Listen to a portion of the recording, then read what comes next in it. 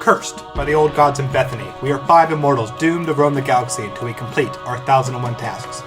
After centuries of having our memories sticked around, ready to complete our destiny and die, we are, for now, the Immortals. This is episode 92. Woohoo!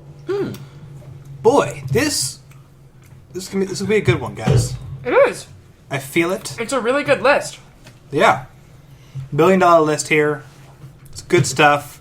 We haven't had any internal struggles. Pedro's ship seems to be doing well enough.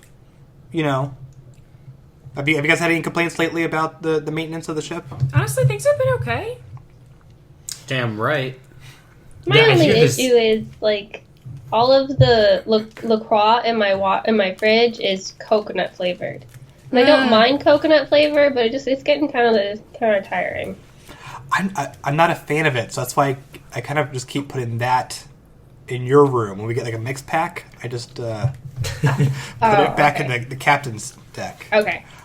Someone told me you liked it. I didn't. Now I guess you have all of them. I'm sorry. Yeah. That's on Austin, then. That's not on the maintenance of the ship. No. Sorry, Marion. As usual, everything's Austin's fault. No, I get that. I know. So I tell my therapist every week. She goes, please stop saying this. Also, please come when you're assigned. It's a major thing. But yeah, anyway, I'm Austin. I'm Adam. I'm Sarah. I'm Lee. And I'm Pedro. And every week we review the 1001 movies, albums, food, songs, children's books, and TV shows that you must consume before you die. Every week we get a randomly assigned number from the AI that runs our spaceship, because right now we're just flying through the galaxy, trying to find the old gods, stop Bethany, kind of one of those enemy of your enemy is your friend kind of thing. We're hoping. Right. It's really our only idea what to do right now, besides do this for 900 more episodes. So, yeah. Let's just go with this for a plot. Yeah. Can't go wrong. Yeah, it's fine. Not like we're leading towards a major number or anything. Nah. We're fine. We're fine. And on autopilot, like, everything's okay. Yeah. Why do you still get the captain's quarters if you're not, like, driving this? Okay, never mind. What are we doing this week? We are reviewing number 607, which is a fine number. Got something dumb to say about it? Not really, to be honest. Wow. Oh, boy. It's odd. Yeah. Nailed it. Mm-hmm. So, if we go to the published books of all of those topics that we do, the 607th entry are the following. The movie is Network. The album is Bad by Michael Jackson. The food is Serrano Ham. The song is 99 Luftballoons by Nina. The children's book is Bridge to Terabithia by Kathleen Patterson. And the movie the TV show is Band of Brothers. Sorry, I forgot what we're doing because Adam said the author's name wrong. Is it Peterson? It's Catherine. Whatever. I'm sorry. The book's in front of you. Bridge to Terabithia by Catherine Patterson. Or Peterson. I don't know. There's one T. But first, Network. And now, the distinguished television news commentator, Mr. Howard Beale. Ladies and gentlemen, since this show was the only thing I had going for me in my life, I have decided to kill myself. I'm going to blow my brains out right on this program a week from today. What the hell's going on? Prepare yourself for a perfectly outrageous motion picture. Howard Beale went up there last night and said what every American feels, that he's tired of all the bull... Thanks, Diana. We're talking about putting a manifestly irresponsible man on national television. I am not putting Howard back on the air. It's not your show anymore, Max. It's mine. I got a feeling I'm being made. You are. Got to warn you, I don't do anything on my first date. We'll see. I want a show developed based on the activities of a terrorist group. Well, Ahmed, I'm gonna make a TV star out of you. You're the #1 show in television! We're number one! Network is a beloved 1976 satire directed by Sidney Lumet, written by Patrick, and it stars William Holden, who was in our very first movie we reviewed, Sunset Boulevard. He may have aged 25 years, but his voice is exactly the same, which only threw me off the entire movie. The also stars Faye Dunaway, Peter Finch, and Robert Duvall. This is the story of a news network who has one of its oldest employees have a bit of a mental breakdown. He gives plenty of clues to a mental breakdown, and once he starts to become popular, they decide to profit off of it. And the satire becomes closer to reality from there. This is one of those movies that was seen as like fantastical at the time, and now it's been too eerie to be true. But as a satire, is it now redundantly obvious, or does this movie still have some bite to it? Who hasn't seen this one before? I haven't seen it before. Lee, what do you think about that? I was uncomfortable for this whole movie because it is so eerily similar to what's going on. I know. Isn't it the worst? It was awful. Like, the entire movie, I was on edge because I was like, yep, that's happening. Something really similar to that's happening. That's cool. Okay. And it thinks it's writing a crazy satire. But it's not. It's just predicting the future.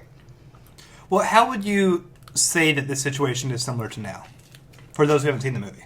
Or today's news. It's... This whole movie is about the idea... The seemingly ridiculous at the time idea to profit off of the danger and scaring people and showing taboo things during the news. Like, such as people dying on air. Yeah, and also the rise of more of a personality anchor than we've ever seen before. Because what Murrow was like, beloved for his like professorial style, right? I mean, it's the face you trust for the news. This is going towards a man telling you to scream out your window that you're mad as hell or you're not going to take it anymore, and starts to scream out other corporations and other things that are on his mind as the voice of something. Pedro, what did you think about your first time turning on Network? I loved it. You loved it? I had a blast. Weird. Not a blast. Oddly, I was able to separate this from today because it was just that little bit more ridiculous that just kept me in check. But one thing I will say is the satire was a bit missed because it's not funny. It is funny, but not in a very laugh out loud amusing sort of way. Not as much as I was expecting. So sometimes you kind of forget that they're making fun of a whole situation. You're like, wait, why are they... This can't be real. What's the point of this again? You guys are stupid. But I couldn't look away. I couldn't, so to speak, put it down. I was engaged the whole way through. After a tiring train ride and being hungover as hell, I had no problem staying up and watching this film at all. Why did you make this train track on your ship? How else are you going to get around a really big ship? I've been adding on wings. Have you not noticed? I don't get how construction in space works that much, so I just ignore it. It's easy. I can pick up really big things and put them places. That makes sense. Yeah. Adam, what did you think of the rise of this man and the downfall of morals? It's cute. No, I've seen this before, and it kind of just doesn't age that well, I think, and I don't know. I'm just not a huge fan of this movie. It's a little bit too heartless for me. There's absolutely no emotional arc for anyone except maybe the main character, which is even still he's very cerebral about what he's feeling and objective really and not really subjective at all. So it's hard for me to have a connection with this movie. It's such a interesting thing because I never thought really about an emotional arc because you have William Holden is also kind of one of the more senior newsmen in this movie, and he doesn't approve of his friend, who's clearly not doing great in many ways. Definitely probably has some mental illness going on. Is calling for help, basically. I mean, he threatens to kill himself on air early on before he becomes this celebrity of sorts. And yeah, his arc is simply kind of dragging his feet about how the newsroom is changing, and then sleeps with the woman who's doing it. And he does nothing after initially saying that he should do something about his friend or for his friend. And they have, I think the last scene that they have together, like speaking to each other, is, well, not even then, but like when, what's his name? The crazy guy? Howard, thank you. And I'm sorry to say he's crazy. He was definitely... He was unwell. But so the last scene that they have any kind of friendship on any level is when he's sleeping at his home and sleeping at the guy's home and then just leaves. And then I think that's the last scene that they have together as friends. And so, I don't know, like, what does that say about the main character? Then he just sees him on the news. Kind of, yeah. I don't know. I feel like that was a hanging thread. Yeah, Sarah, you are a big fan of this movie. I love this movie. This movie is good. This is the best movie. Now, you mentioned off air that this is your first time seeing it during this era of politics. Well, I first watched it during the Bush era. Or was it? No, it would have been early Obama, but very much like in the Fox News era. And so I sort of had that, like, oh my god, this movie is distressingly prescient and thinks that it's, like, making something that is crazy and would never exist on television, and, like, this is the Glenn Beck show or the Alex Jones show. Like, it's the same thing. What I love about this movie is Faye Dunaway's character. I think her character is so excellent and, like, is the perfect explanation of how these things happen. Like, I mean, it's just the ruthlessness and the sort of charming ruthlessness to her character, because she is, like, there's the scene where she's gonna go home with the guy, the William Holden's character. Like, she is, like, I'm cheering for her because she's such a great, like, doesn't give a fuck, liberated female character who is, like, in charge of every room that she walks into, not just because she is, like, not just because of her sex appeal, but because she has good ideas that sell, and yet, like, that doesn't make her not evil. Like, she's the bad guy. And so, like, I love how the movie plays with gender that way, in that, like, it's not like you really do have this character who you feel like you should be rooting for, and the film kind of wants you to root for her as, like, the only girl in the room in a boys' club, but it's like, no, she's the devil. Like, she's Roger Ailes. I mean, she's like, or I don't know if that's not probably even the right analogy, because she's actually not particularly politically driven. She's just a complete money, all she cares about is ratings and money and spectacle. And I mean, the end of the movie and the way that goes is like, that's like, there is nothing else that matters other than those things.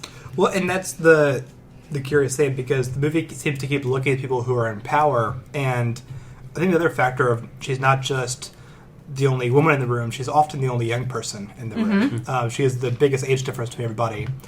And these are people who are very much driven by success, and there's no way to monitor success of a brilliant news story. You can only really monitor success through ratings and what the ads were paying for it during those ratings. So that is what's happening, where it's not exactly whether or not Howard Beale's rants are coherent. It's about whether you've now created a block of television that is competitive. And it's we mentioned Glenn Beck and Alex Jones. I do think Glenn Beck is the closest model for Howard Beale because Glenn Beck, in all of his utter stupidity, isn't as, I think, cynical and mean and stupid as like Alex Jones or Rush Limbaugh. Glenn Beck is just really, really dumb, but I think he was really sincere. I still disagree with him entirely, but I mean, also you can look at Keith Olbermann and does the same kind of thing. I mean, he's at a desk monologuing about we need to stop supporting blah blah blah and bring down this corporation because they're feeding it's news through fear and monologues and sometimes madness. I don't know. I wish there's one scene I don't like in the movie, which is when we see Howard Beale hallucinate in his bed. I kind of rather we just had a complete distance from him, where right now I'm projecting when I think of Alex Jones or Glenn Beck or whatnot. I kind of wish we had more of that for Howard Beale, because like that's the moment where we know that he's not doing mentally well. Mm-hmm. Or he's the prophet. But I don't think that's true. But also, I mean, this is a script by Paddy Chayefsky, who is one of the most beloved screenwriters of all time. And it's one way you can tell when there's a good screenplay is when you just want to say the dialogue out loud. Mm-hmm. You just kind of want to like buy the screenplay and just like say some of this stuff because it's just good. There's so many amazing monologues. Everyone quotes the "I'm mad as hell, I'm not gonna date this anymore," which is amazing, and it just erupts because he doesn't know where he's going. That's the Alex Jones moment to me, and actually, distressingly, the Donald Trump moment for me. The ability to like almost accidentally hit a zeitgeist and then run with it is, I mean, that's how Donald Trump got elected. Like, and the wordlessness and the meaninglessness of the phrase "I'm mad as hell and I'm not going to take it anymore." Like, I don't mean anything. Like, you're not mad at anything, you're not mad about anything, and you're not explaining what you're going to do, and in fact, you probably aren't going to do anything except be mad, and like, so Donald Trump got elected. Like, it's really... Make America great again. I mean, right, like, no, it's like, so true. Like, it's a meaningless phrase, but if you are the kind of person who can get people to yell things out their windows, you get to be president. I almost yelled out my window. While watching Don't do it. And you want to, and then you realize as you watch the rest of the movie that wanting to is the problem, right? That like by having that impulse, it's like, oh god, like I'm giving in to. He leads you into it because his entire thing is everything's wrong with the world, may or may not be so. Everything bad, everything this, but we're not going to fix it. The first step is to just get mad. And then we'll figure it out. He even says that. Then we'll figure it out. But first we gotta get mad. And then that strikes a chord. And then everyone forgets the part afterwards.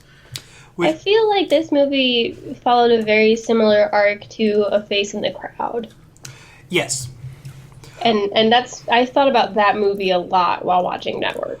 For those who haven't seen it, A Face in the Crowd is this really fantastic movie directed by Kazan, who also did On the Waterfront. I think this one even more, which is about this kind of small-town guy who has a personality and a voice, and some kind of big city people kind of come in and think they can monetize it, basically, and then their creation kind of gets out of their hands. In many ways, that's what happens here with Howard Beale as well. I mean, they give him this hysterically expensive show with rotating walls of panelists to ramble without a teleprompter every week, and then they don't like it when he goes against one of their corporate branches, the parent company. And it also reminded me of, and this is definitely an homage to Network, the second episode of Black Mirror. Definitely in this dystopian in the future. Waldo? No, season 1, it's 15 Million Merits. The dystopia that's on a bike in the far future. There's a moment when a man tries to rise up against the corporate element of all, the very sincere monologue, and they defeat him by giving him a camera to do this monologue whenever he wants. And then it becomes their words, and it's no longer a rebellion. It is part of the system. And it's such a... I did not spoil that episode. It's Black Mirror. There's 15,000 darker things that happen in that thing. But yeah, this movie, I think, highlights that so well of, I don't know, the damnable aspects of when you stop trying to be a news company and the damage it does.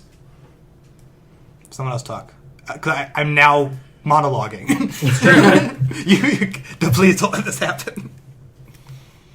Well, let's start with some of the monologues. This movie won Best Supporting Actress, and it has the smallest amount of screen time for an Oscar winner ever, and it's William Holden's wife. Yeah, that was a famous one, wasn't it? That was so good. What's the actress's name? I didn't write it down. I look it up. Failure. I know.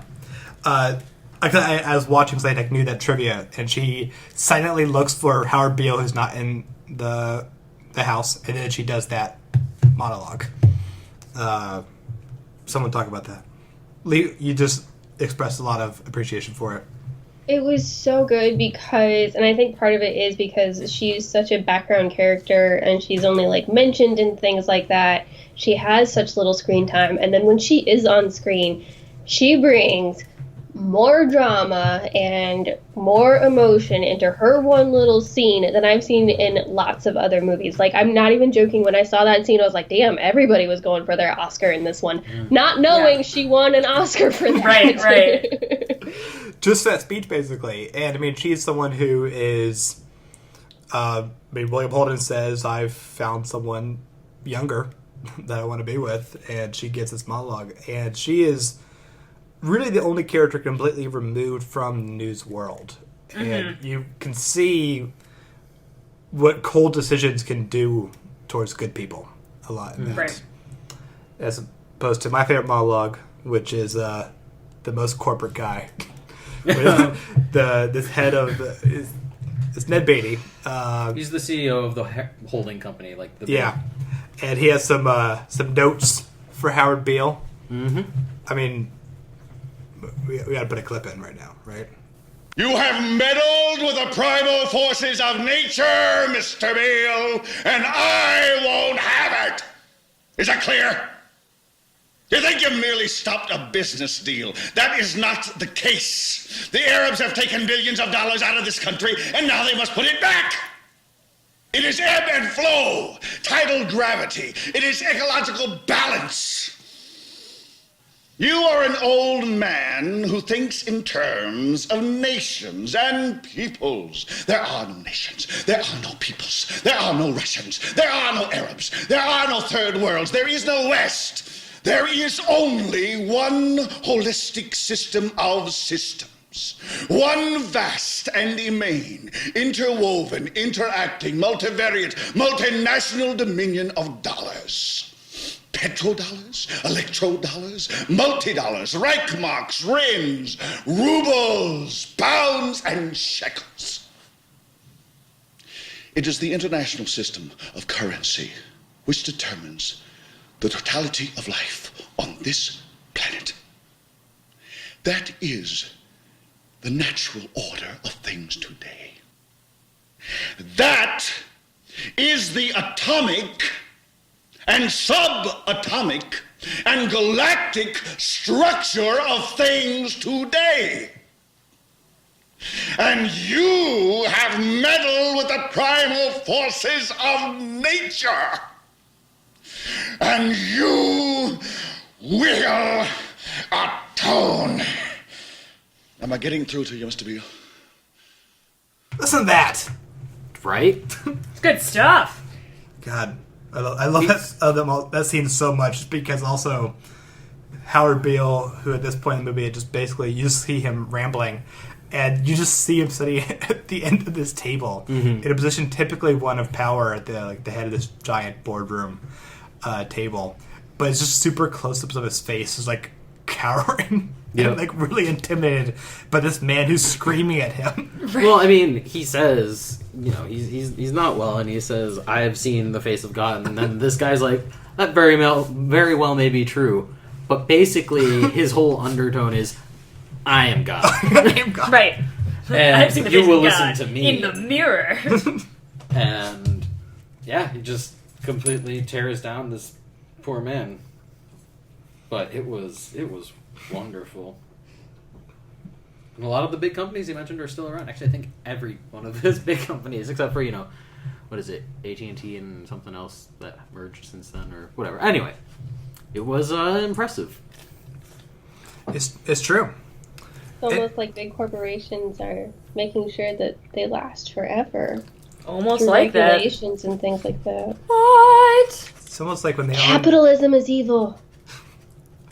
There is no capitalism. There is no democracy. There is no democracy. Because we don't have a Patreon yet? I should set one up. Anywho, any final thoughts on Network? I feel I've rambled too much as I kept saying I don't want to. That's the point of the movie. I feel like it's a movie. I think one of the reasons I'm having trouble finding things to say is because it's a movie that has to be seen. Like you gotta just go watch this movie. Go watch it. It's really good. It's like one of the. It's very. I find it very hard to describe to people about sort of what it's about, and the best I can ever do is just like, oh, it's impressive because it's sort of like today, and they thought they were making a satire, but it's a lot more than that too, and it's just really good. And I love it a lot. If you don't know the ending of Anna Karenina, this does spoil it. So read that 1,000-page Russian novel first. I did not know the ending, and I was like, well, spoilers, asshole. My girlfriend just gawked at me and she's like, everyone knows this. Everyone, I didn't know. Sorry, man. Yeah. Fucking goddamn it. Well, there is your most useful spoiler warning. Right. Yep. Anywho, I give this 4.5. 4.7. 4.4. 3.8. 4. All right, that is the film Network. Not currently streaming anywhere, but definitely go check it out. Available for rent on Amazon Prime Video. Nice. Also, super cheap Blu-ray, like $10. That's true. That ships to space because, god damn it, Amazon's effective. Right? Man, it's like they have their own media company as well. Yeah. Oh, God. fuck. Anywho, nope. Every transition I have for this is just truly. Lee, what are we hearing this week? God damn. We're listening to Bad. Michael Jackson. I'm hitting you on count 3. Just show your stuff or let it be. I'm telling you, just watch your mouth. I know your game, what you're about. When they say the sky's the limit, and to me this really true. My friend, you have seen nothing. There's a way to argue because I'm bad. I'm bad. Some more. You know I'm bad. I'm bad. You know it. You know I'm bad. I'm bad.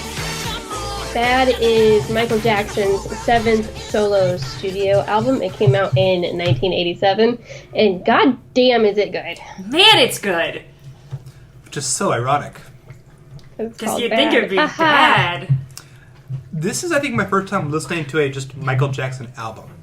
Same here. Like, I am not super familiar with Michael Jackson outside of, like, he has lots of number one hit songs and has sold tons and tons and tons of records. But outside of that, I don't know a whole lot about him. So this was really exciting for me to get a really good introduction to Michael Jackson. And this was a good introduction to Michael Jackson. It's got some of the greats on there. There's a couple more things about him in the pop culture, but I'll let you Wikipedia that.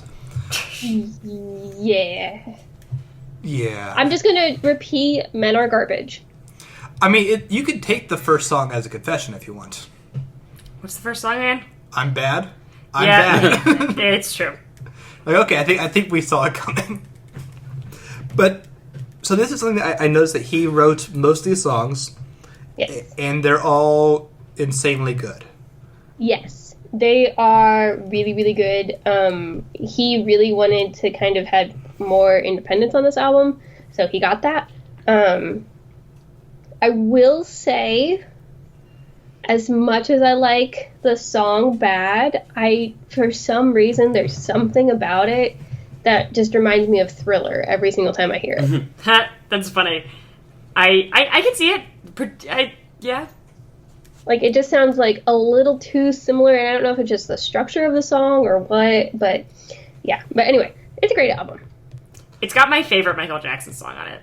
Which one? Man in the Mirror, which That's I such love. a good song. Like, it is unabashedly, like, what year did this come out? 1987? Yeah, it's unabashedly, I was figuring it had to be late 80s, like late 80s, you know, hopeful rock kind of like, I'm gonna talk about humanitarianism in my rock song, but it's great. It's so great. I think my favorite song on the album, like, means nothing deep whatsoever, but The Way You Make Me Feel is it's such a good so song. charming and so catchy. Although I was listening to this, but I watched on YouTube a music video for one of these songs. Liberian Girl, have you guys seen that music video? Yeah, I did not Great watch Banana. it. Okay. I don't know what this is. Typically, if I say crazy music video, that means like, oh, it's, psychedelic and weird and abstract, or doesn't have enough red balloons in it. But this was a fuck ton of celebrities, hanging out on a soundstage, doing some funny little dialogue, and all hanging out. And every once in a while, going, who's even directing this music video? And at the very end, Michael Jackson goes, "It's me." Then it ends. This has Steven Spielberg in it. Oh. It has John Travolta in it quite a bit. It also reunited with Olivia Newton-John from Grease. Whoopi talks about making a sequel to Jumpin' Jack Flash. You got Carl Weathers is in it a lot. You have who else is in this? Everyone's in it. Oh, Billy D. Williams, aka Lando Calrissian, is in it a ton. Weird Al Yankovic has a strange line. Don't worry, Bubbles the monkey is in it because he has to be. Corey Feldman runs around. Quincy Jones. It's really weird. It's like everyone's there for a Funny or Die sketch with not a lot of point to it. You just gotta have the music play in the background, and then Michael Jackson's all creepy going, "It's me." This is definitely. I recommend it.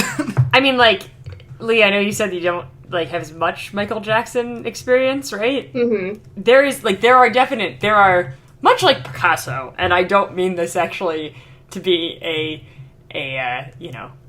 joke. Like, he's an amazing artist. Like, Michael Jackson has phases, and Bad is definitely starting to get into Michael Jackson's a kind of a weirdo phase. Like, there's a long phase where Michael Jackson is not kind of a weirdo. He's just like an incredibly talented, attractive artist. The weirder he gets, the more interesting his music gets. But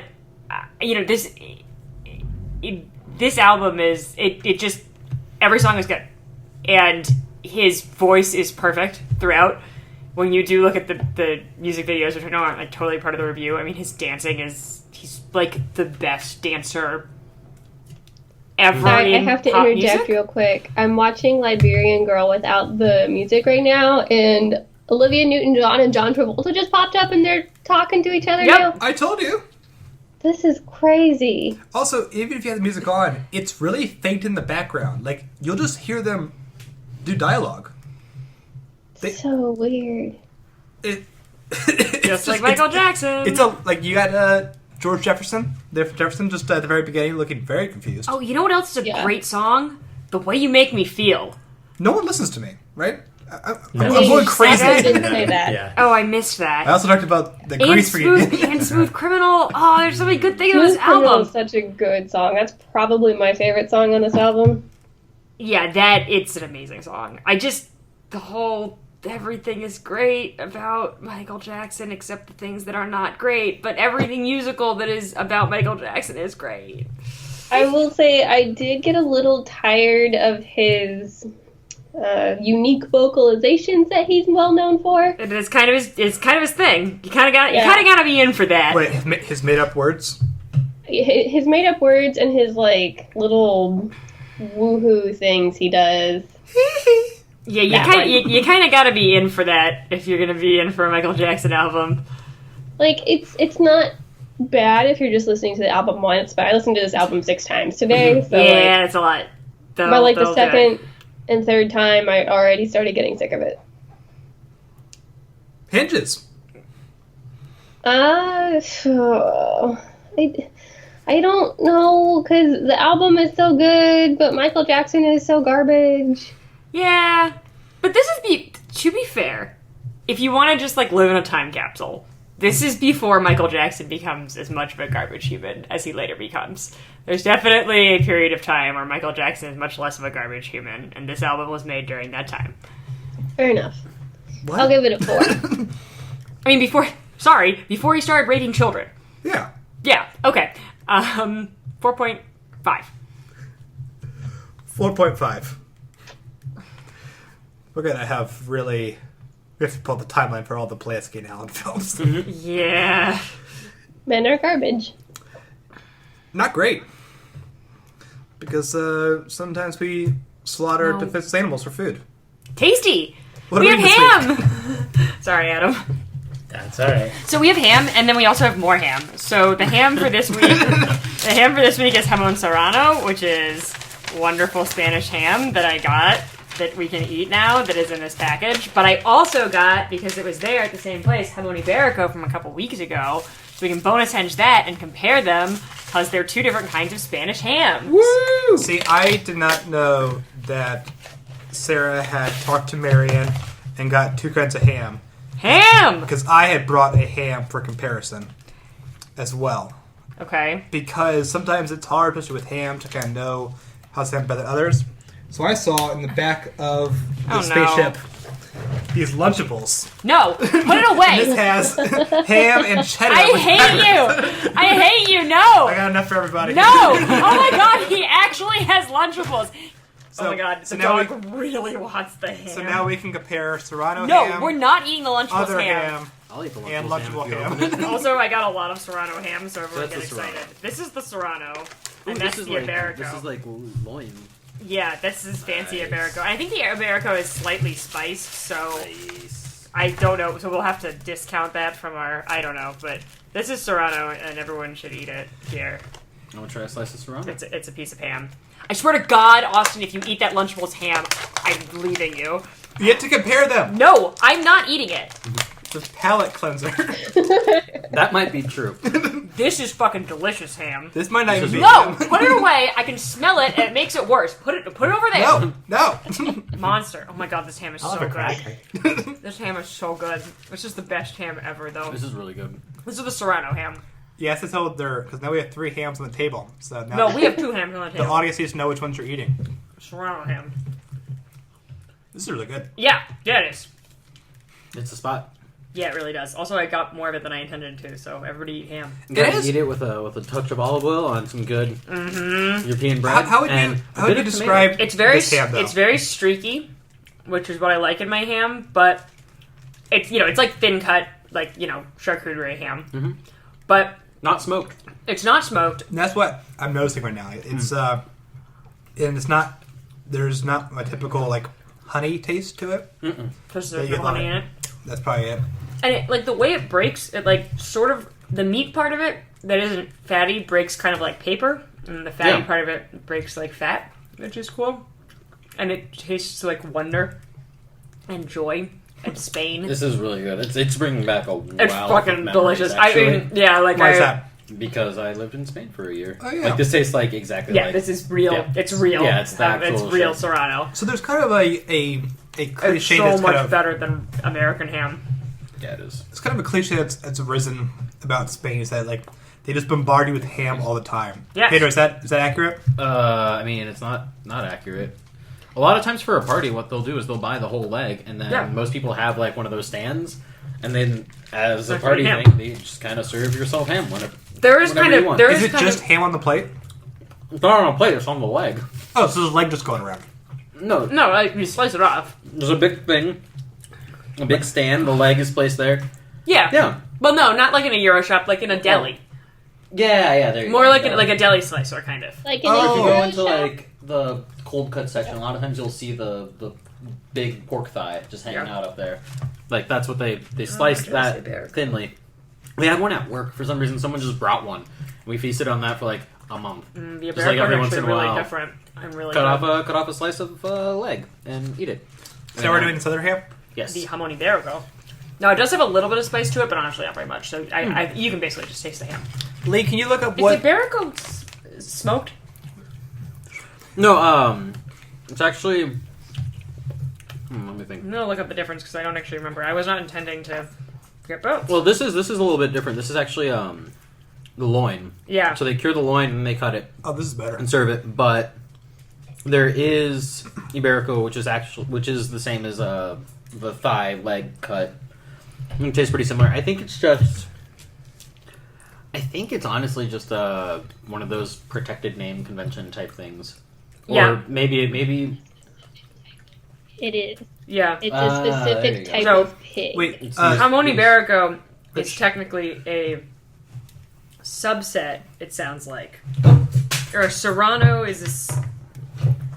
Basically, they're basically, it's the same shit, except that jamón ibérico is made specifically from black Iberian pigs. So, sense. tasty black pigs. Voila. Lee, what episode were we supposed to review this one? Good question. Jamón ibérico was... This is a good day. There's just so... So this ham here really... It feels like the missing link between salami and ham. Because it is. Yeah. That's a good thing. I'm all for that. I don't know which one I like better. It actually depends on what kind of mood I'm in. We haven't had them all yet. Better. No, we're not eating the fucking Lunchables.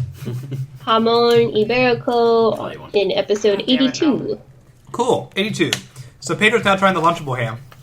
It doesn't taste like anything. It tastes like a patty of meat stuff. It has the feeling and look feed it to of the dog. bologna. That's where it belongs. The dog would like some ham. Give her the Lunchables ham. Like, to be honest, the flavor is so mild, you don't taste it. This feels like a mild bologna. Yeah, basically. I'm gonna eat all of this. This is like Serrano an unoffensive bologna. Eat more.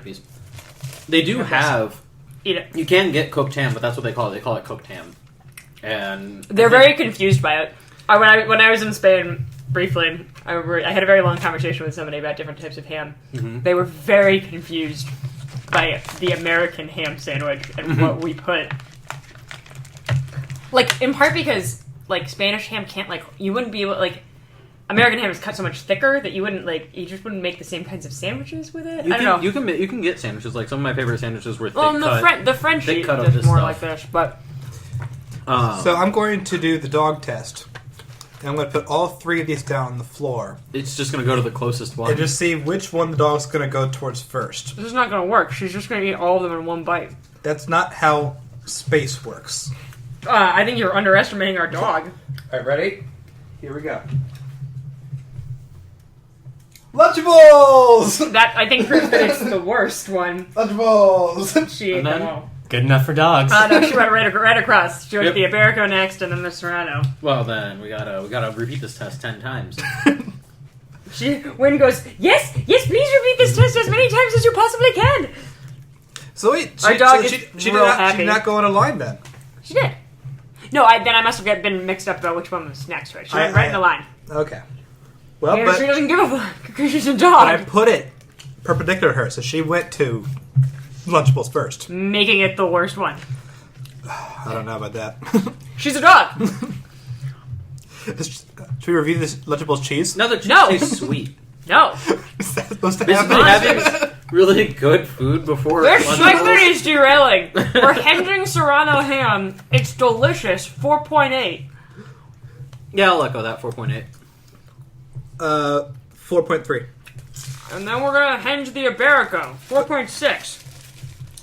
I'll say 4.8 as well, actually. 4.7. Alright. Pedro, Lunchable ham. Can happen. No, we are not reading Lunchable ham. Doesn't count. My segment. One thing that can happen, depending on like how I don't think this is cheddar cheese. I get this sometimes. It's definitely not cheddar cheese. Sometimes you can get like a soapy flavored from a differently cured or type of. Maybe it's just the type of ham. Has no Yeah, one ever had I this know. before? I've had this before. I do not like it. I Yeah, have gotten I'm not that sure- before, I'm not and I do sure not like what it. it is that I'm not as does much that. of a fan of the Iberico, so somebody else finish it. I mean, it's great. Oh, but I like that one more. eat it with your faces. 'Cause But yeah. No, Pedro, you can't eat it. Why? Because you're in the song segment. But that's you can. Hey, later. No, that's right now. It's me second into it. Oh, cool. Song, yeah, we're listening to 99 Luftballoons. 99 Luftballons, ihrem Weg zum Horizont hielt man für UFOs aus dem All. Warum schickte ein General Fliegerstaffeln hinterher? Alarm zu geben, wenn's so wär, dabei waren dort am Horizont 99 Luftballons.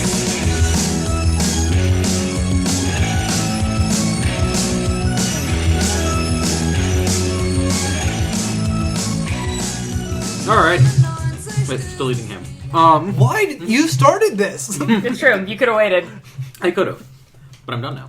So, 99 Luftballoons is a song by. Am I saying it right? Is it Nena? Like Nena. Okay. Yeah. Came out in 1983. It's a great song. German song, German band, or song in German by a German band. Whatever. Lots of German. I guess at this time period they would be West Germans. Yeah, everyone knows this song. It's about how balloons start a war, and then It's so it's great. real sad, and in the end, everyone loses. The Yep. end. that's But it's what a really happy song. it is, which is In a its- little in the way jarring that it and sounds. weird. Yeah. Hey, that means you listen to the lyrics, though, if you know that it's not well, a happy song. I read about it, but I couldn't really. I mean, I don't know German. Neither do I. But there's also an English version that came out right after. Yes, but it's not And quite it's a literal pretty translation. accurate translation. Is it pretty accurate? It's pretty close, yeah. Okay. Cool. It's not word for word, but it gets the Gets same the idea gist. across. Gotcha. It's great. Yeah, this song is a hit. Everyone loves it. Weirdly, America likes the German version better, which I would not peg for America. the US. Yeah. No, it's real easy to figure out why. Because it's in German, so therefore Americans don't know how terrible it is. That's probably true. They don't know it's about nuclear war. That's probably they just true. think it's a fun German pop song. That's probably true. That's definitely true. Because I did not re-listen to the English version. I just enjoyed the German version quite a bit. And then when I was watching the music video, I was very confused when there were giant nuclear explosions behind Yeah, them. that's what the song's about. Mm-hmm. Yeah. And it's a great song because of that. Yep. Adam could bear witness. I actively said, I'm not looking at what this is about. Pedro's going to be on the podcast. I did it. Hey, you were taking a risk there. Oh, I understand. But no, I wanted to look into the song a bit more because it is so popular and everyone knows it. When it came out in the US, it was number one on Billboard, one of the lists. Or number two, beaten only by Van Halen's Jump. Yeah. It's That's kind a of a good one-hit song. wonder, right? Yeah. I mean, there's no other Nena song that I know off the top of my head. Oh, that I'm not sure. Lee, you're more familiar with German heritage and culture. Is the band more well known? Well, that doesn't sound back good at all. over there? Come on. Well, I did look at the genius.com Nena page real quick, and it says that she had one hit wonder before this song in Germany. Oh, okay. Mm-hmm. She was well versed in one hit wonders by then. Yeah, You can't have more than one hit wonder. Sure you can. No, it's a one hit wonder. Yeah. It's one per person. I don't per know. album, one per. No, not one per album. Then you.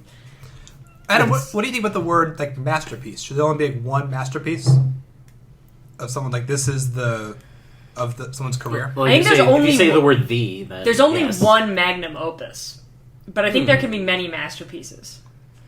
I'd agree with that. That's a good question. Thank you. You're welcome.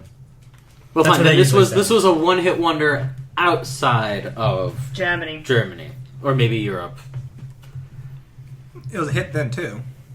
Well, yeah, but it made it overseas That's to true. us, and we loved This it is lots. Well, I've mentioned other episodes where sometimes there are like French songs I really just love because I just love almost not knowing what the words are. It just sounds beautiful. Yeah. And this kind of, I think, fell into what America's reaction to it because it is the catchiest tune ever. It seriously is. Well, yeah. Also, I think really important is her voice is amazing, and German is not seen as a very lyrical language. I mean, it's true, and it doesn't feel like.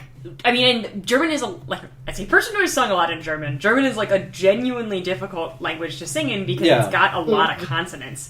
So you have to you end up spitting a lot. Yeah. Like, it's kind of gross. But she smooths it out. Yeah, really it's well. really nice. While still, I don't speak German, but I do sing German, and so I, occasionally will recognize words, which means I think she wasn't just, slurring her words. That's good, yeah. It's, it's good stuff. But definitely, I'm always impressed when people make German sound not angry and lyrical. That doesn't happen in the TV show segment. No. It's true. All the German people sound really angry, don't they? It's weird. Why? Yeah. I don't know. I mean, they are losing. Anyway, we'll get there, though. Economic strife. Mm-hmm. Yeah, the music video, that was done on a Dutch army base. You know what's bullshit about that music video? The balloons? There weren't enough. Meh. And they weren't all red. Meh. At one point, they pop a red balloon, making an even smaller number. Well, they popped a lot of other balloons, too. It's kind of about the disappointment that you feel during war. You think you're gonna get a bunch of balloons, but actually you're gonna get none, and actually you're gonna end up with one less than you originally had. So you have less than 0 balloons. Are you being metaphorical, or do you think war is about balloons? Do you think Mario Kart first player is war? Don't tell him. Let him live in a happy place. All right. No, actually, the music video, it was really striking because I thought it was beautifully done, especially when there's smoke in the background. Yeah, I was like, why does he have green smoke? It's probably just for effect. Why is there a lot of, military green smoke canisters going off? It was my first time ever on film to have that song play and someone walk somberly. Mm-hmm. Everyone's always jumping and dancing during the song. Yeah. Because we definitely don't know what it's about. It's the set of it's the most Warzone. latest Ring Around the Rosie. Well, no, and I mean there's something really it's one of the best examples of why it's powerful in music to do a dissonance between the mood of the music and the lyrics, right? It's cool that you're dancing around to this. It's like Dr. Strangelove, right? I mean, it's you can talk about something really, really dark without making everybody doom and gloom, and maybe you reach some people you wouldn't reach otherwise. Another fantastic one-hit wonder example of songs about nuclear war, I'll Stop the World and Melt With You. Good point. Very fun, poppy song about the end of the world. Definitely about the end of the world. Aww. I mean, yeah. Shut Up and Dance. Same thing. Nope. What? Nope. Mm-mm. You sure? Yes. That's not about how bird flu's gonna kill us all? No. But they say, don't you dare look back. They mean, don't look back at that nuclear explosion behind us. And because cool guys don't look back. That's not how nuclear explosions work. They are behind. If they you can be behind see you. it, or if you don't see it, it will still affect you. I don't think so, because every action hero walks away from explosions and they're fine. Oh they would probably still fry your head nose even if you Sometimes they are. Oh my god. This is the worst. What? I'm pretty sure it's light. No, put them away! Because Pedro's still eating them. I hate all of you. Not Lee. Lee's great. Yeah. Adam hasn't had he had a cracker. How was the cracker? I'll eat a cracker later. Not bad, but as far as crackers go, pretty disappointing. Sophia's a 2.7. Don't hinge it. Falling into his trap. Well, it's like watching 3 episodes of a TV show. He did eat 1/3 of that one. Pretty much, yeah. Yeah, I can't really say. That's true. But you can still hinge it. Oh my According to god, our I rules. hate all of you. I think we should hinge this. Is this segment still on? Yeah, we're hinging the song now. I don't know. 4.7. 4.7. Actually, yeah, 4.7. 4.5. 4. All right, that is 99 Luftballoons by Nena. Yeah. Now it's time for something else that you thought was cheery that wasn't. Yay! What did we read this week, Adam? Bridge to Terabithia by Catherine. Still unclear. I'm going to say Peterson this time. Catherine Peterson. So Bridge to Terabithia is set Do you want to do the trailer? No. All right. I don't know. Is it good? I haven't seen the movie. Let's listen and find out. You're not gonna believe this. Wow. That's impossible.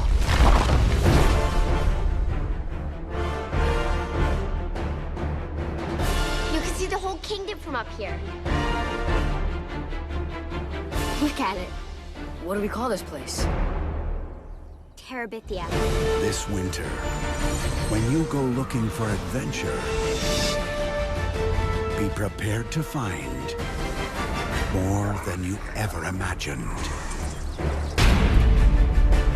Bridge to Terabithia. Just close your eyes, but keep your mind wide open. Bridge to Terabithia is about a kid from somewhere outside Washington. Jesus. And this new girl moves in next door, and he quickly makes best friends with her, and they end up going into the woods and creating a imaginary magical kingdom that's just for them, and it's developing their friendship and kind of dealing with bullies. And Jess has 4 sisters. The main character, Jess, the dude, has 4 sisters, and it's just kind of like growing up with a girl, a friend in your class. I had heard of this book, but never read it. I knew through pop culture the ending, because it was kind of noteworthy, especially for its time, and still now within YA fiction. And if we get to that, we'll give enough warning. I was really impressed because we have read now 10,000 books about a white male not feeling as happy, I guess, and thinks he deserves better, and then meets a girl who's more awesome than him. But that didn't feel like the case here. It felt like... It felt really organic in a way that they were depicting the lives of youths as something that's just very earnest and true, and that this isn't a super remarkable story. It is just a very real and earnest story. This is Boyhood, not Forrest Gump, in a way. Mm-hmm. And I just really liked that they create this little imaginary just hangout for place for themselves. More not because their lives are particularly horrendous. It's just because they're kids, and you are reminded of that trapping sense of not having control of your own life in many ways. Just the presence of chores and being told where you need to be at certain times, and the kind of structure of school and structure of society where you just blatant sexism towards her as she is a better racer than them. Mm-hmm. And wears jeans.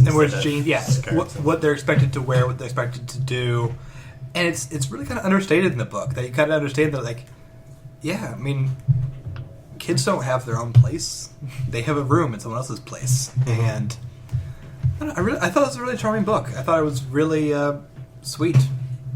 Yeah. When I first started reading it, I thought that it would be really cool if Sam Elliott narrated it, because the prose is kind of in a slow, deep drawl, and it's just kind of a relaxing read at first. Yeah. Do you want the warning now? Is that what you're implying? Yeah. Yeah, I think so. All right, time for the spoiler warning for the popular book from 50 years ago. That was made into a popular movie. So, Jess's friend Leslie dies at the end. And it's Jess has this... He has this teacher that he has a crush on, and he goes to a museum with her and has just an amazing day, and then comes home and his best friend is dead. And it's I read this book quite a while ago, and so I kind of dreaded reading it again, because it's just so rough. It's just a really, really rough book for me. It's shocking, because I knew that she died. That was what I kind of was spoiled by. I just assumed every kid's book as a kid die of cancer. Mm-hmm. What did Leslie die of? She fell on a rock in the their hangout place and just like broke her neck and died instantly. It's super fucking depressing. I remember this from childhood now. I blocked it out. Yeah. And like he doesn't like find her. He just like hears secondhand that like your friend is dead. And it's just so abstract just to kind of hear that.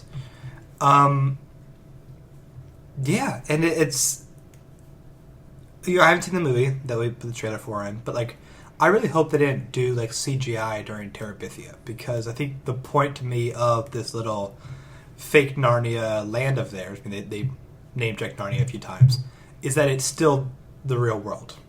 They are playing on a rope. This is a creek. This is a little fort they have. They are creating all of this.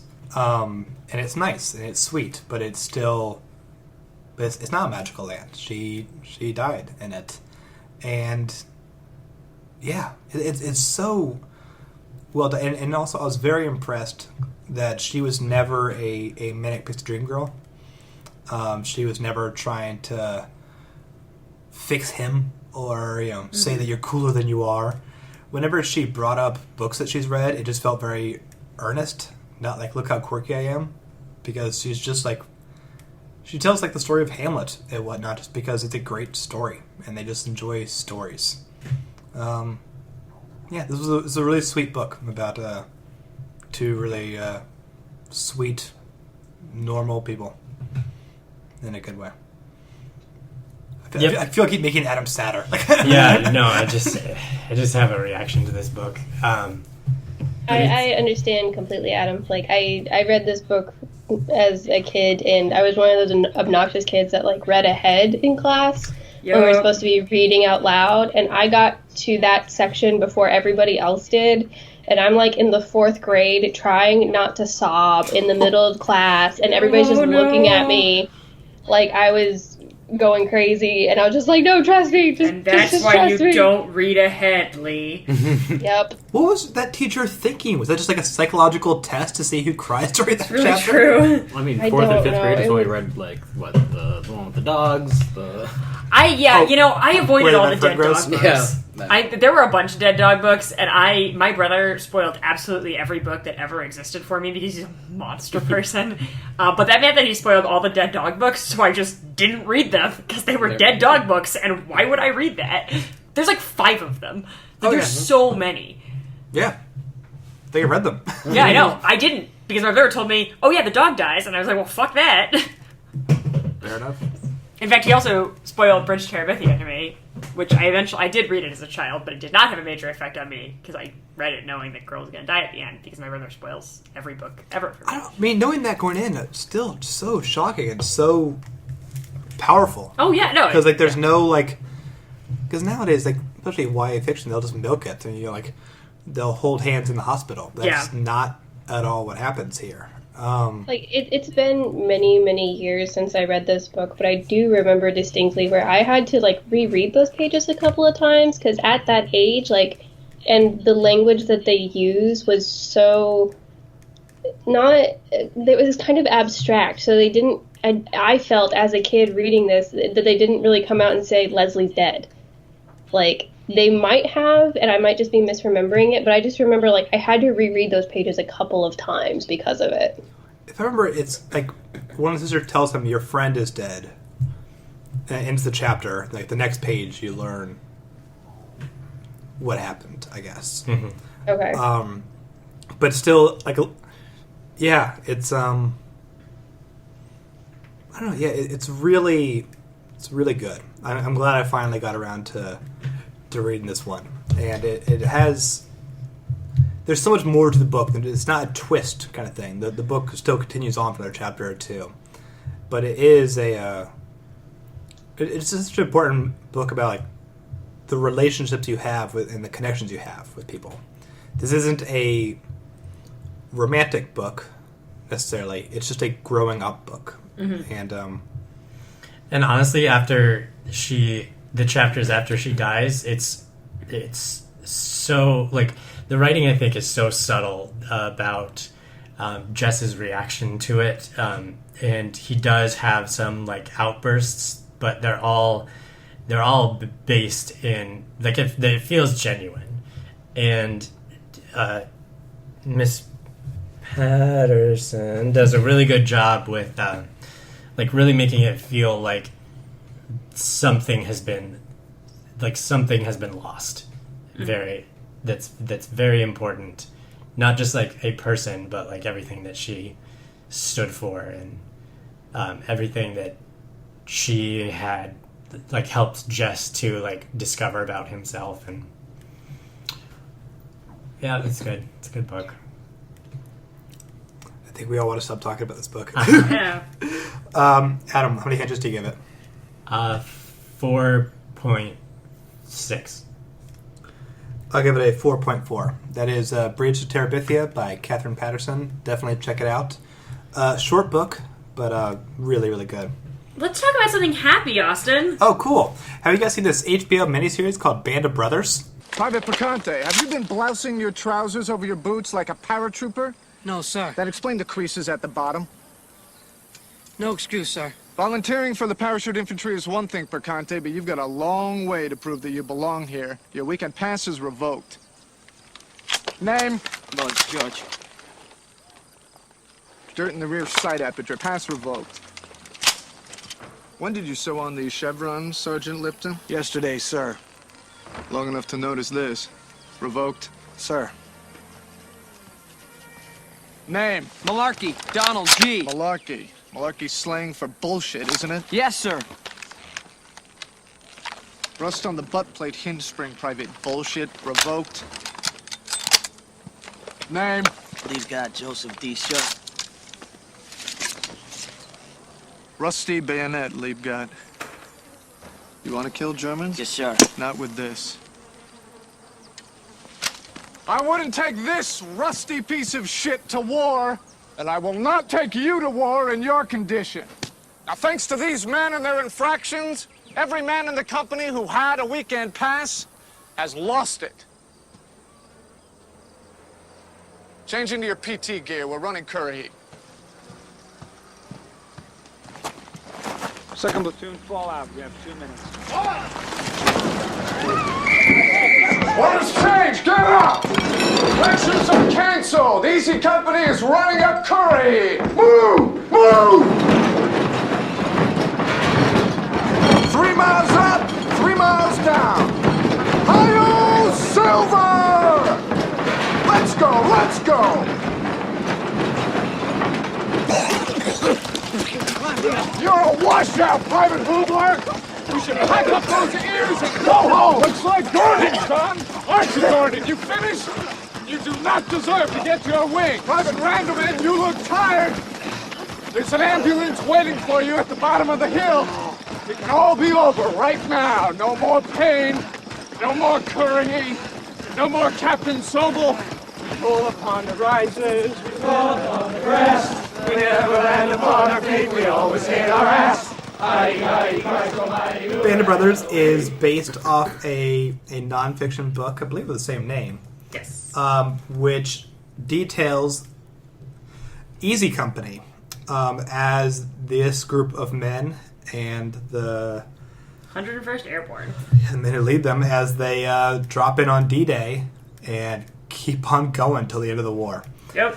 It is a 10-part miniseries that was notably, co-created by Tom Hanks. He even co-wrote the first episode. Steven Spielberg's part of this. And put his kid in it. Graham Yost, who went on to make the TV show Justified, is a major part of this.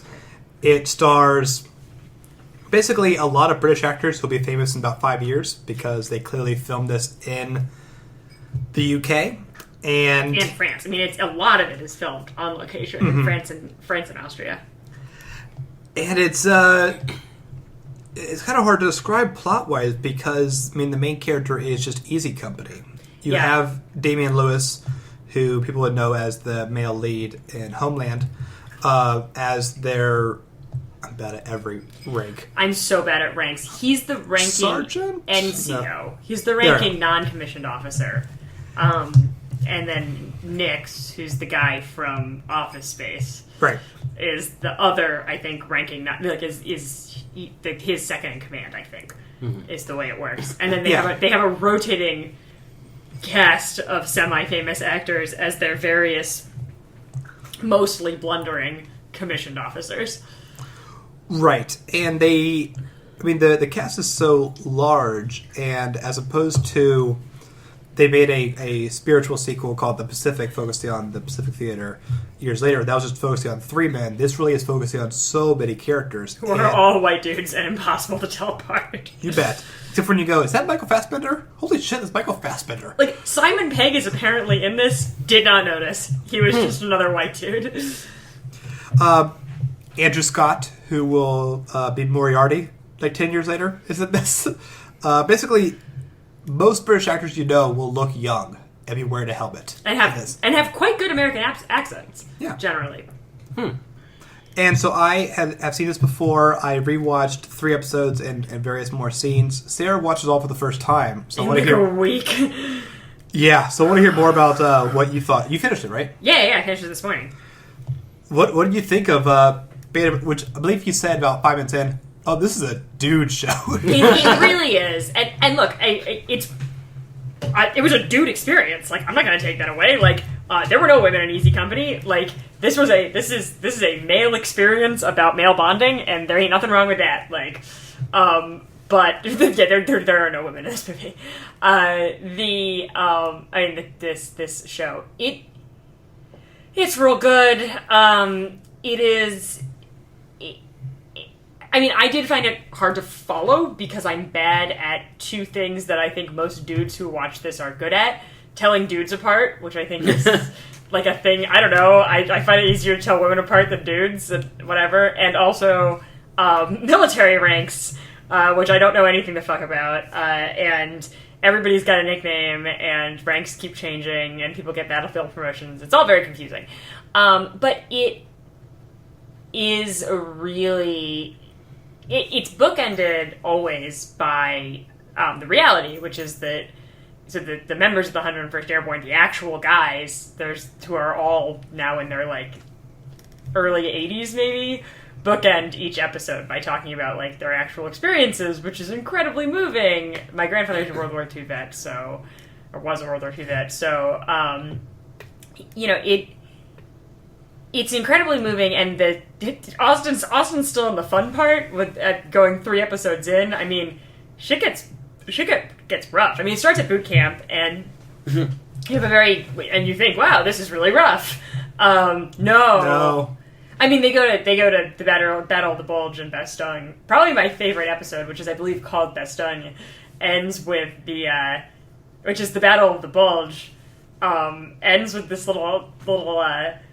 The writing, it's just title cards. Yeah, saying basically, like, history remembers the Battle of the Bulge as when Patton came in and saved the stranded 101st Airborne who had been, fighting their way in foxholes. And so there's like 2 episodes that are them basically just like dying behind enemy lines in foxholes with no food or ammunition, and it's horrible, and like half of them die.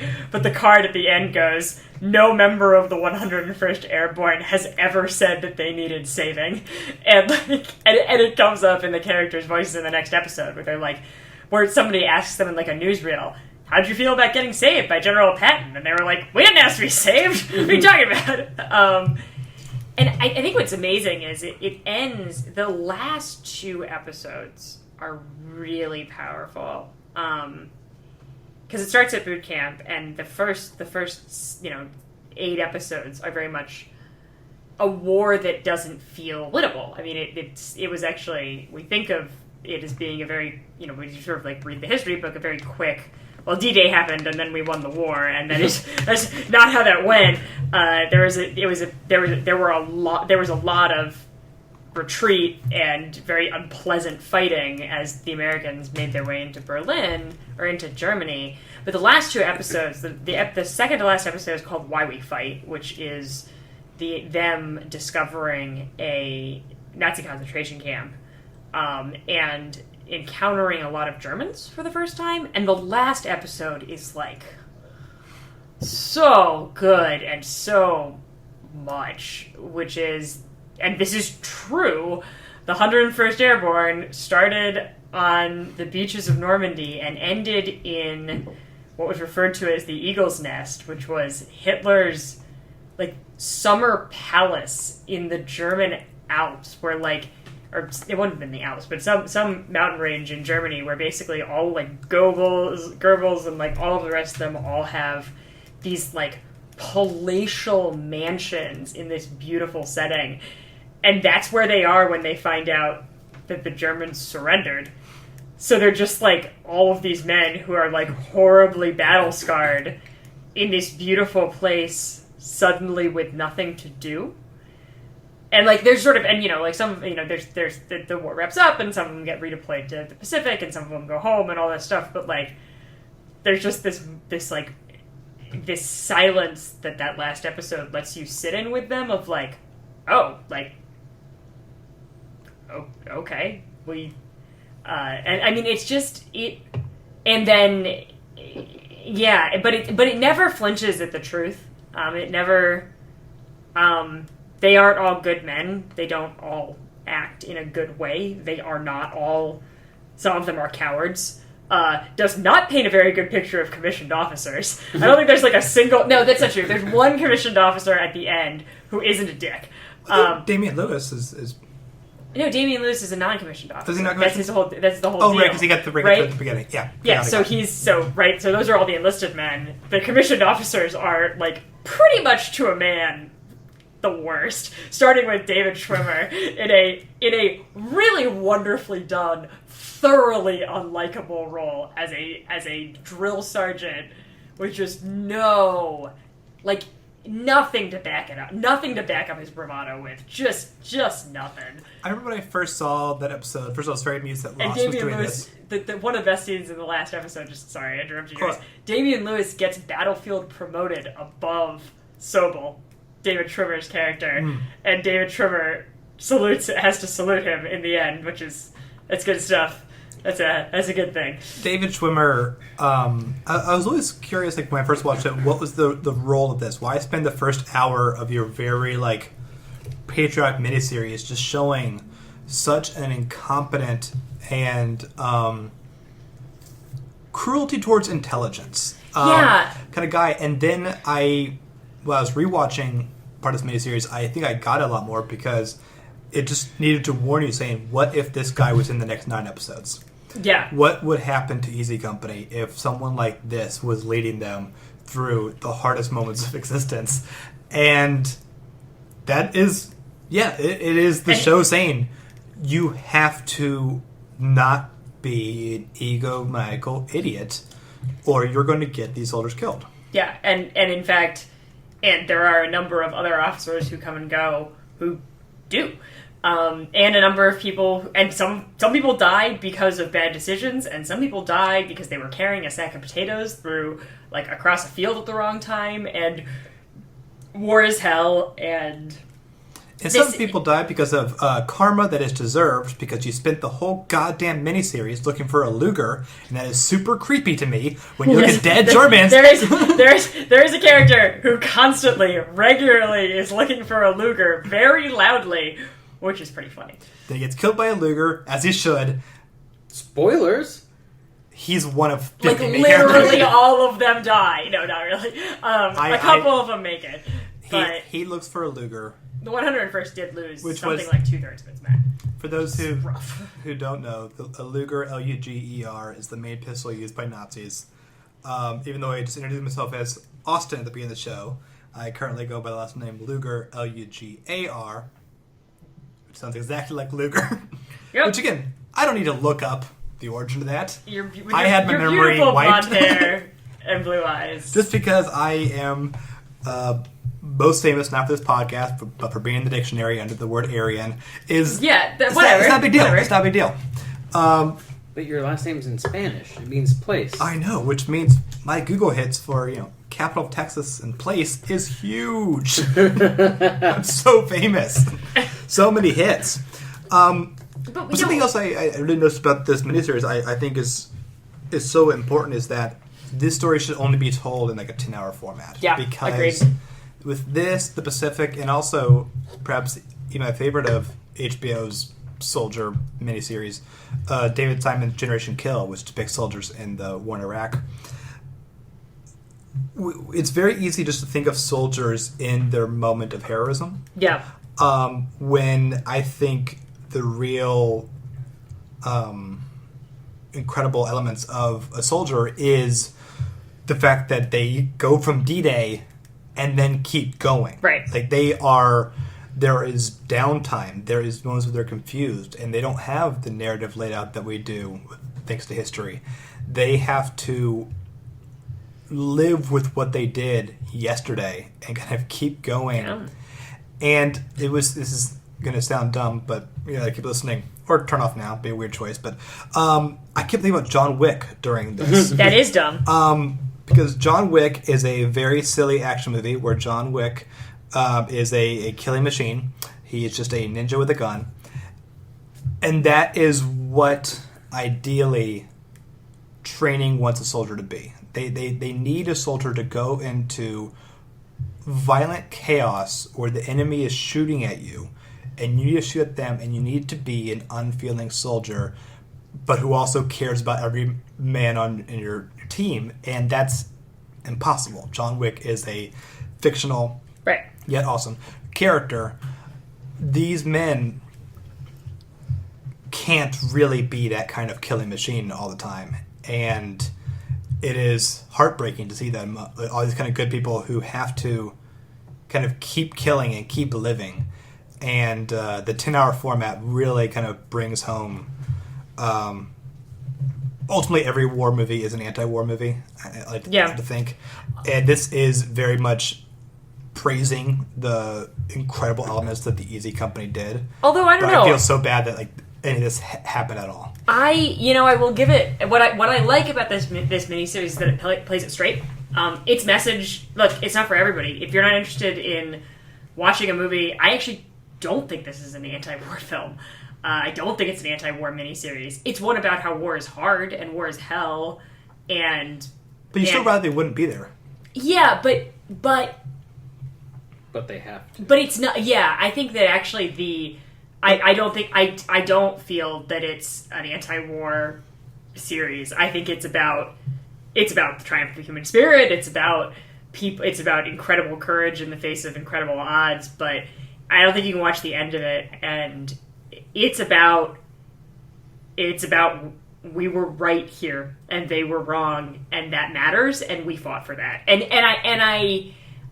there's enough that's done with that throughout the series that I think it's about World War II, and you can problematize it all you want, and we all should, and we should all be careful critics of history, but it is a time that we were fighting something truly unspeakably evil, and everyone is there.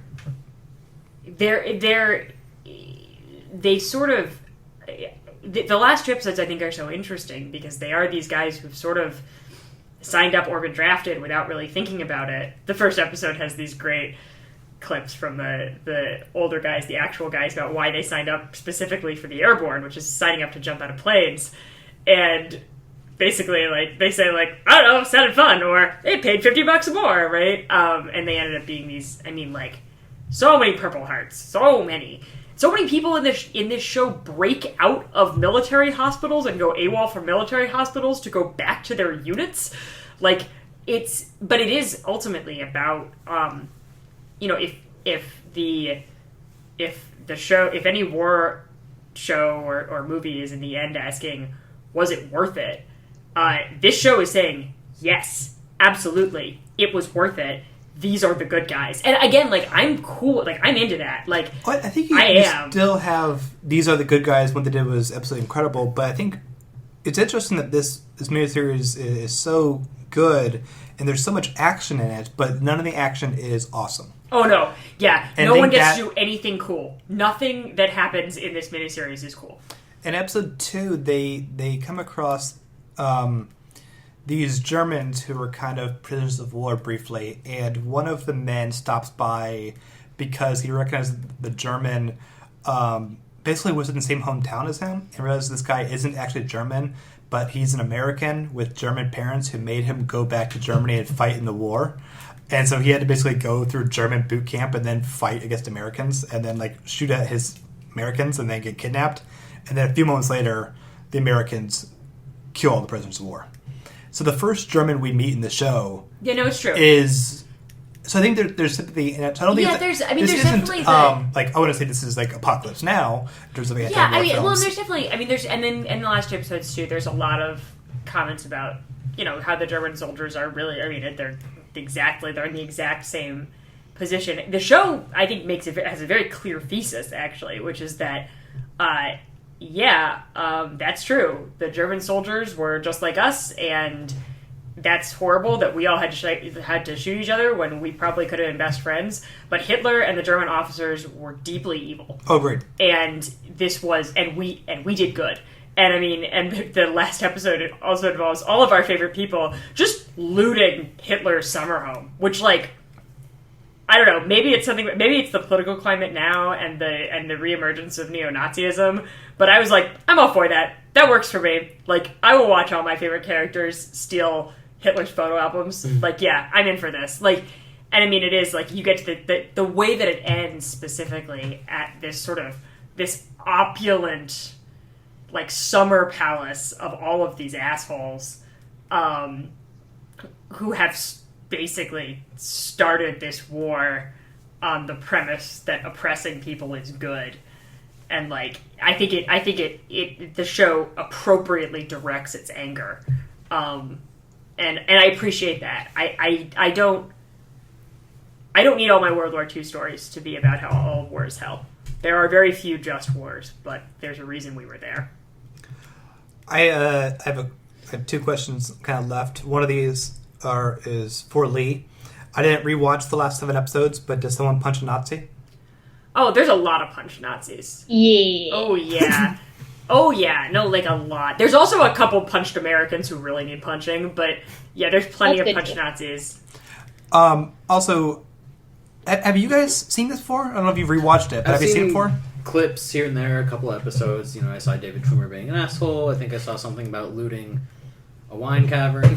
Yeah. I think I've seen the last episode. They get Goering's, and this is a true story, they got Goering's whole wine cellar and liquor cellar, which was, like, some of the most, like, one of the most valuable. Yeah, and it was taken by American soldiers who basically just popped it all open on VE Day, and were like, what up? Yep. I don't remember seeing too many battle scenes. It's been a while. Lee, you said you've seen the last episode? I think I've seen the last episode, and like Pedro, I've seen like bits and pieces here and there and like parts of episodes, so but not enough to say anything really about it. It's worth a watch, I will say. It's really, really good. All right. Henges. I give it a 4.4.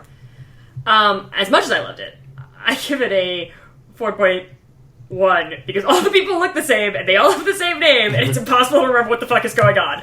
But it's really good. I think you'll relate to the Pacific. For some reason it wasn't as popular. I don't know why, but the idea of focusing the whole miniseries on 3 the Pacific was not characters. a just word that we should kind of feel bad about the Pacific. Oh, they know that. Yeah, too. there's a lot more romanticism in Europe.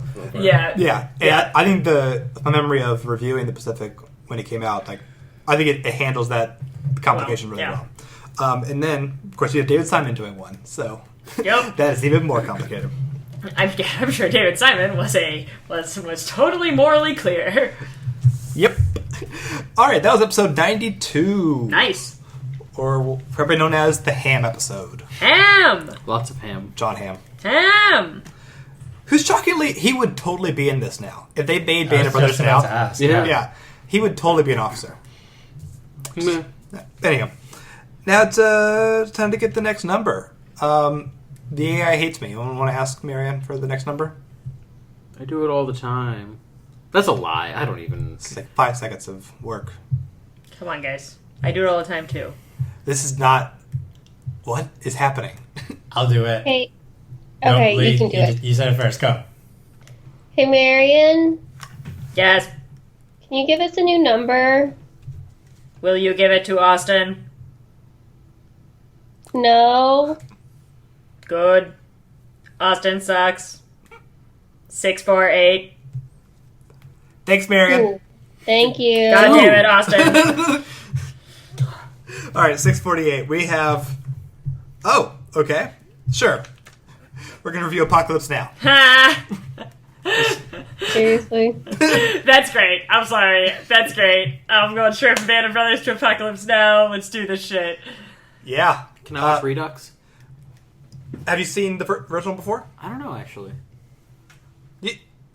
We are going to review the original one. Redux has like a half hour to an hour more footage.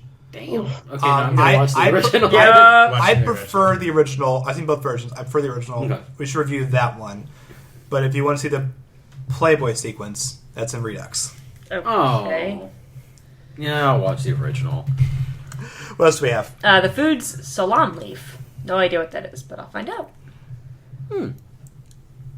The song is How Will I Know by Whitney Houston. Oh, that's such a good song. The children's book is The Snow Spider by Jenny Nemo. Or the Nemo. album is Raw Like Sushi by Nana Cherry. And the TV show is Dead Like Me, which can be found on Hulu. Just know that off the top of my head. Just like I know that you can leave a comment at theartofmoral.com. Let us know what you think of Network. Does it hold up today? Band of Brothers. Does that hold up today? How does Serrano Ham hold up today? All these questions you can answer at theartofmoral.com. While you're there, you can check out the other podcasts. Tomorrow, Let's Take 5 continues its Andrei Tarkovsky 5 with a movie we reviewed on here a long time ago, Andrei Rublev. And I admit it, I don't think I nailed my opinions on it when we reviewed it for the Immortals. I think I have a better understanding of that film during Let's Take 5, so check it out. Also, we have a cool guest, a friend of mine from way back when, who also worked on a Terrence Malick film. So he tells us a fun story about Knight of Cups, while also giving nuanced thoughts on Andrei Rublev. Also, we have Ad Absurdum. Yay! With a pop culture legal team. Yay! A phrase they've never used themselves, but I put in all the summaries. Gross. They have an awesome episode about Westworld. Yay! Take a listen to that. Yay! Let's talk about that HBO show. Yay! Yay! Also, we're on Twitter at The Immortals Pod. You get emails at TheImmortals at theartofmoral.com. Follow us on YouTube if you want. That posts up there. Adam, where can we find your works of art? Songsbyalord.com. Nice. We'll be back next Thursday with reviews of Apocalypse Now and other stuff. Oh. Until then, I'm Austin. I'm Adam. I'm Sarah. I'm Lee. I'm Pedro. Nailed it. We're so good at this. See you next time, everyone. Bye-bye. Bye. See ya.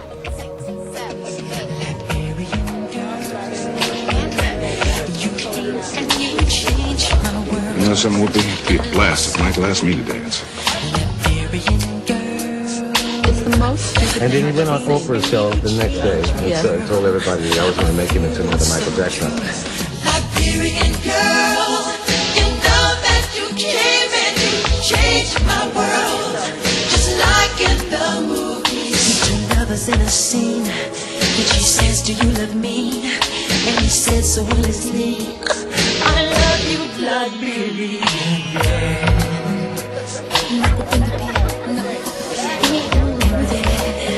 Who's directing this?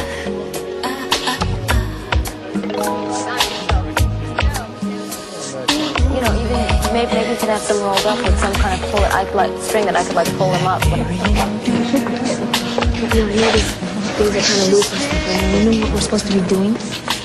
Well, all I know is that Michael called me. I guess when he gets here, let me know what we're supposed to do. Oh, you want it?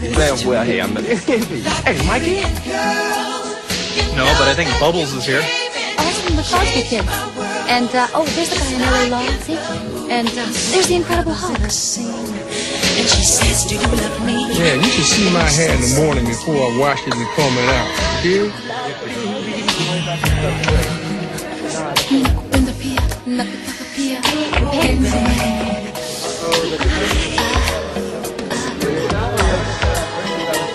Yeah, I understand he wears disguises. Really? Yeah.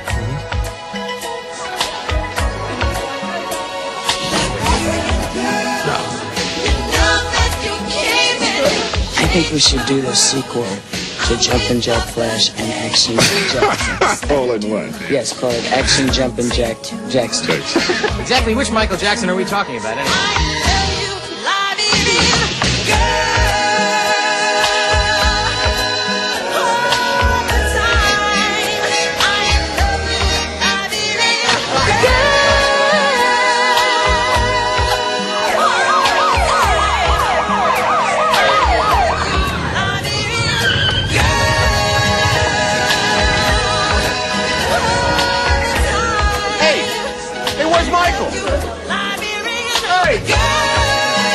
Well, listen, I gotta go because they probably need me right now. Hey.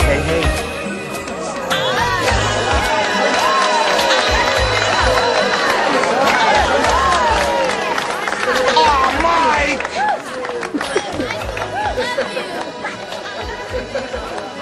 Okay, everybody, that's a wrap.